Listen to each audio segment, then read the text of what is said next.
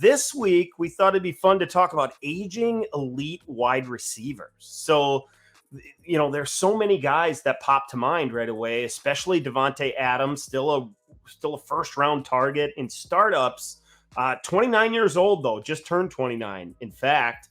And everybody's kind of wondering, when's he going to be over the hill?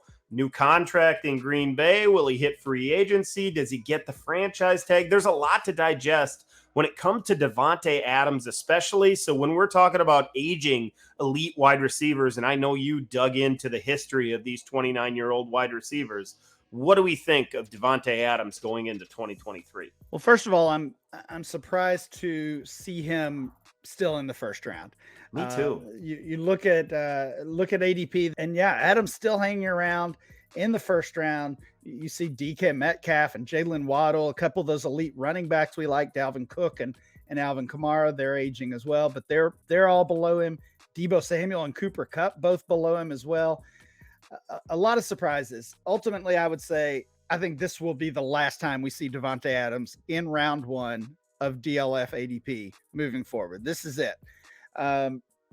When you look at the history of those veteran wide receivers, 29-year-old wide receivers, there's only been 4 29-year-old wide receivers who have ever shown up in the first round of DLF Dynasty ADP, and this spans basically 10 years at this point.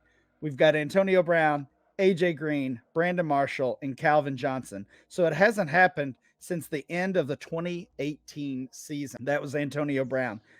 And obviously we know what the story is going to be here.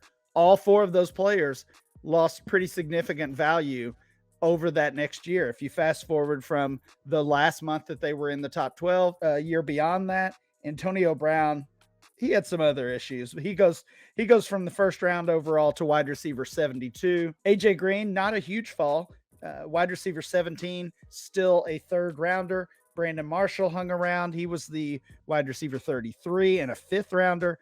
And Calvin Johnson retired, was still being drafted, wide receiver 90 overall.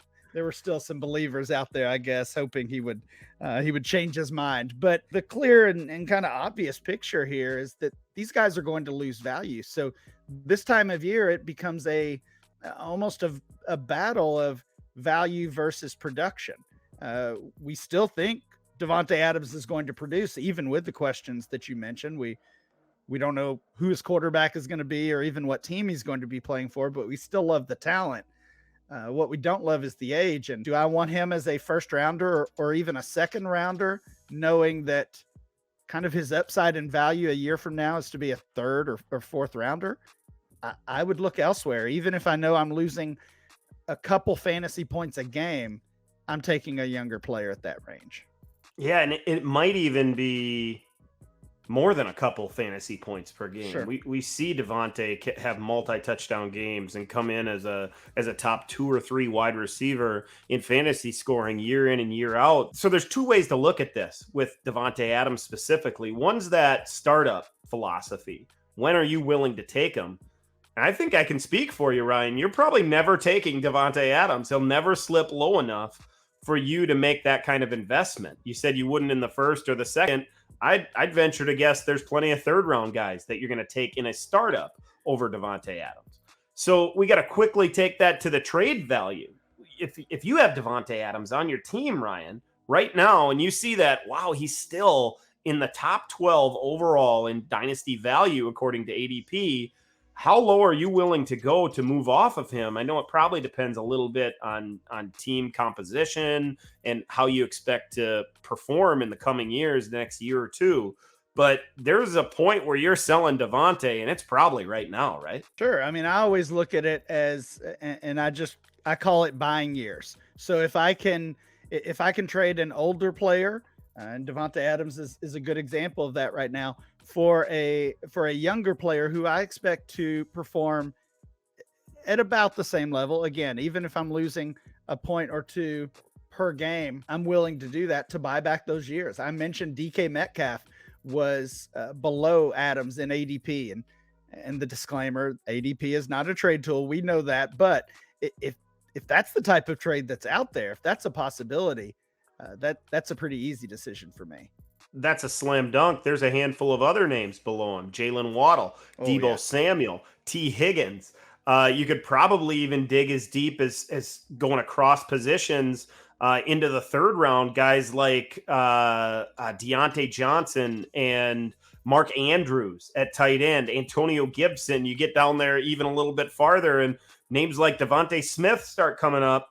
And if you're going to take one of those young receivers like Devontae Smith, you can get another player potentially on the trade market that's in that same range, that same value on top when you're dealing a guy like Davante Adams. So, really it comes down to, are you going to ride it out or are you going to try to cash in while you can? A guy that's considered to be younger, probably by most dynasty managers, but isn't really, it's Cooper Kupp.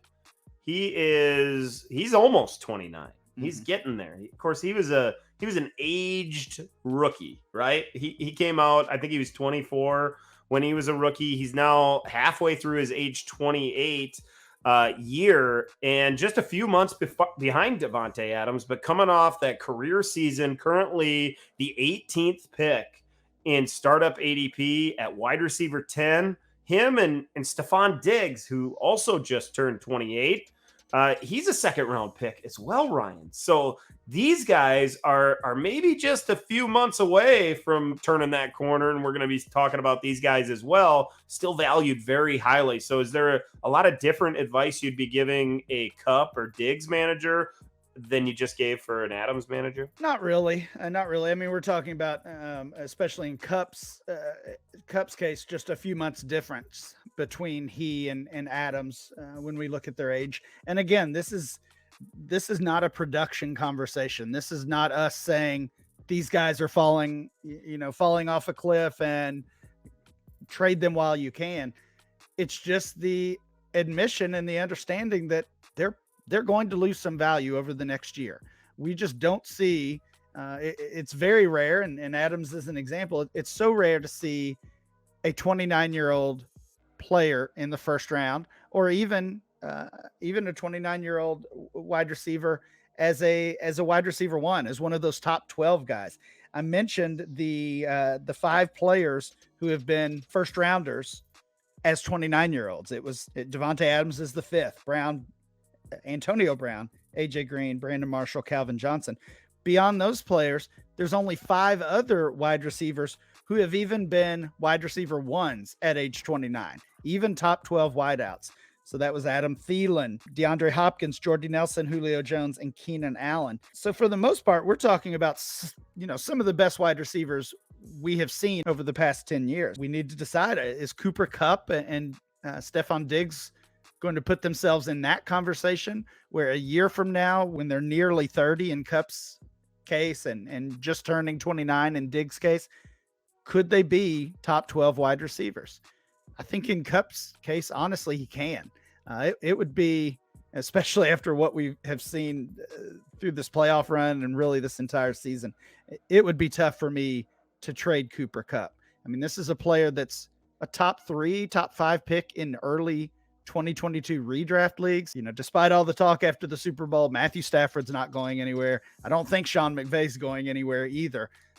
They're going to run it back, and with Beckham and with Woods both potentially not there, we might even see more targets for Cooper Kupp somehow. I think the closest thing I can relate the Cooper Kupp Matthew Stafford thing is probably Aaron Rodgers and Jordy Nelson. Jordy Nelson, of course, wasn't a physical freak or anything like that, but he knew exactly what Rodgers wants, and he did it every single time. And that's how he had those wide receiver 1 seasons. That's why his name was listed as a 29-year-old that we all wanted on our dynasty rosters.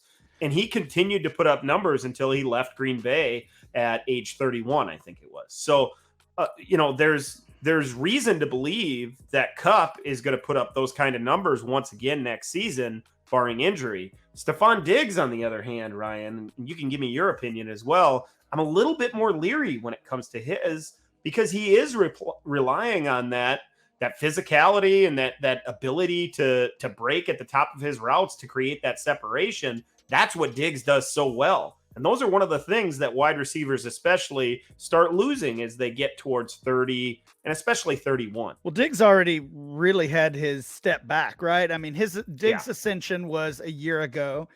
He was 27 at that point. So it was even rare to see that a 27-year-old wide receiver gain value like Diggs did. But for him to move up and then have I won't call it a disappointing year for sure, but was not able to repeat that 2020 season in his production and efficiency. He has fallen back to the pack slightly. He's still wide receiver 13 overall, and he's still a top 24 pick in our dynasty ADP. So certainly has a ton of value still. And I want to go back to that list of 4 wide receivers who have been first rounders, because we had a couple of strange ones who kind of throw off the data. I mentioned Calvin Johnson retired. Obviously, we know what's going to happen to his value. Antonio Brown, that's when he was dealing with some of those off-field issues. There was uncertainty if he was even going to play. So I think we can kind of throw that data out.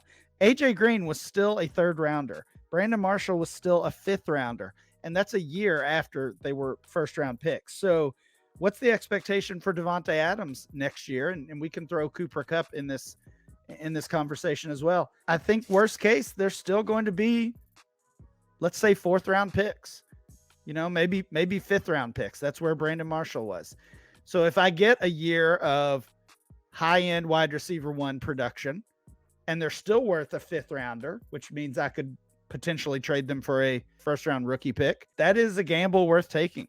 I don't know that you're going to get a huge discount, especially on Kupp, but if there are any ageist like me out there that are panicking, it's time to take advantage.